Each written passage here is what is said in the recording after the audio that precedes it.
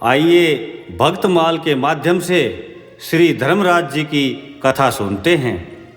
भगवान सूर्य की पत्नी संज्ञा से आपका प्रादुर्भाव हुआ है।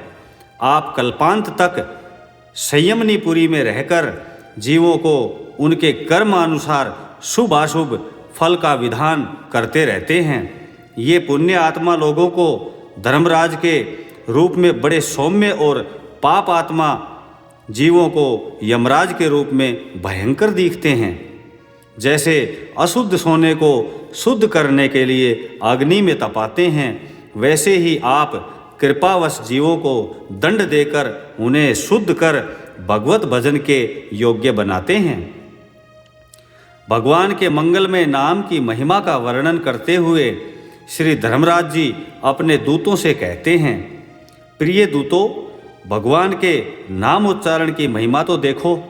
अजामिल जैसा पापी भी एक बार नाम उच्चारण करने मात्र से मृत्यु पास से छुटकारा पा गया। भगवान के गुण लीला और नामों का भली भांति कीर्तन मनुष्यों के पापों का सर्वथा विनाश कर दे, यह कोई उसका बहुत बड़ा फल नहीं है, क्योंकि अत्यंत पापी अजामिल ने मरने के समय चंचल चित्त से अपने पुत्र का नाम नारायण उच्चारण किया। इस नामाभास मात्र से ही उसके सारे पाप तो क्षीण हो ही गए, मुक्ति भी प्राप्त हो गई। अर्थात जो समदर्शी साधु भगवान को ही अपना साध्य और साधन दोनों समझकर उन पर निर्भर हैं, बड़े बड़े देवता और सिद्ध उनके पवित्र चरित्रों का प्रेम से गान करते रहते हैं। मेरे दूतों, भगवान की गदा उनकी सर्वदा रक्षा करती रहती है। उनके पास तुम लोग कभी भूलकर भी मत जाना।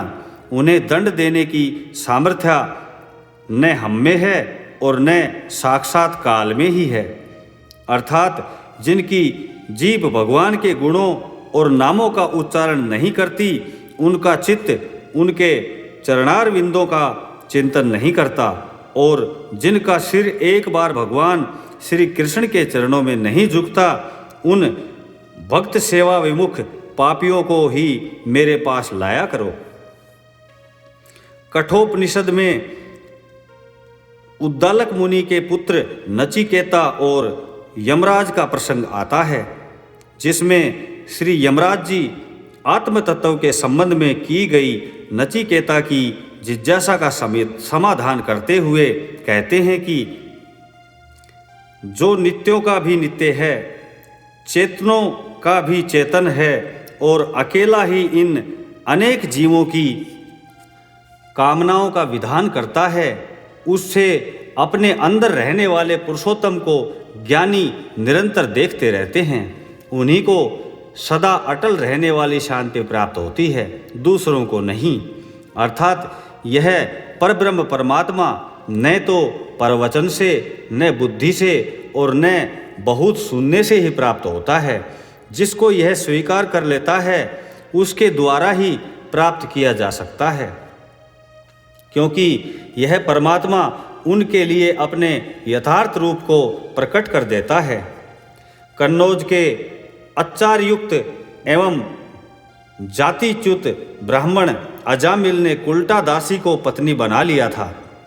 न्याय अन्यास से जैसे ही भी धन मिले वैसे प्राप्त करना, उस दासी को संतुष्ट करना ही उसका काम हो गया था।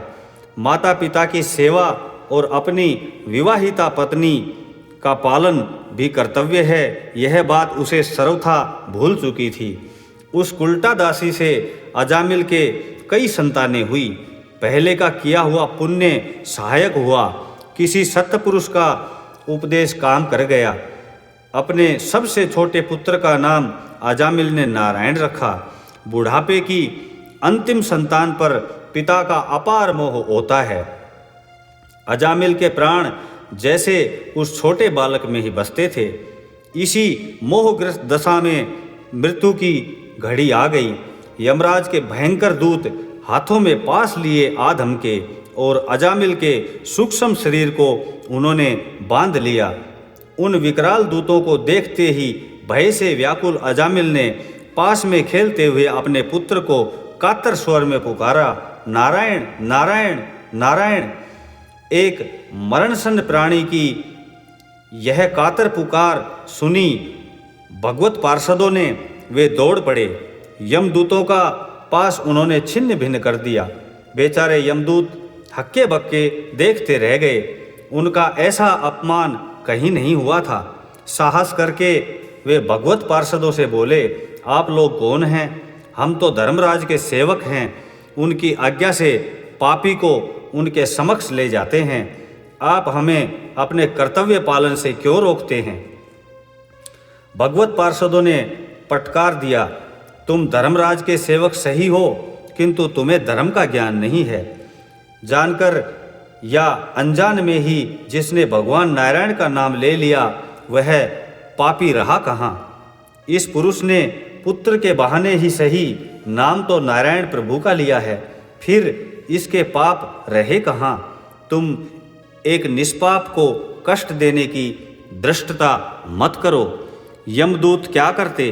वे अजामिल को छोड़कर यमलोक आ गए और अपने स्वामी के सम्मुख हाथ जोड़कर सारा वृतांत निवेदित किया।